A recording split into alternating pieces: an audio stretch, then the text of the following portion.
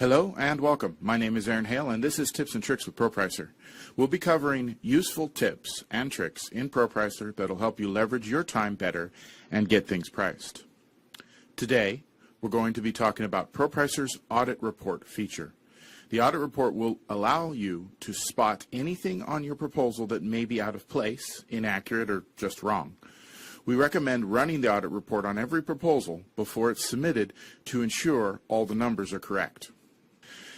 The Audit Report, which is located on the right side of the Reports tab on the ribbon, will allow you to check for any problems with rate overrides, CERs, travel estimations, formulas, and activities. If there are any mistakes, the report will show you where they are located.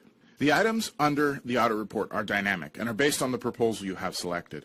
Notice every time I select a different proposal, the Items to Audit section updates automatically. The checkboxes indicate which items the report will audit. The more you use the Audit Report feature, the more familiar you will become with knowing which items you should most likely audit. To start, I would recommend leaving all the items checked. After your items have been selected, the next step is to click Print to Screen button, located here at the bottom of the page. Please note that there are other options to run this report. However, we recommend this view because it provides you with the best display and visibility of the selected items. After you run the report, you will be able to view how ProPricer breaks down the different sections for each audited item.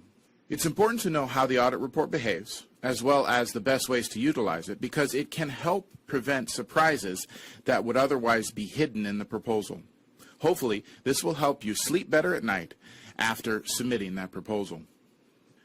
In summary, the audit report will allow you to locate common errors with just the click of a button. Simply press the Print to Screen option and you will immediately be able to view all your audited items listed in separate sections. The audit report is a powerful tool that will give you peace of mind and confidence in knowing you have provided all the right numbers. If you thought this video was awesome and helpful, please share it with any of your colleagues that use ProPricer.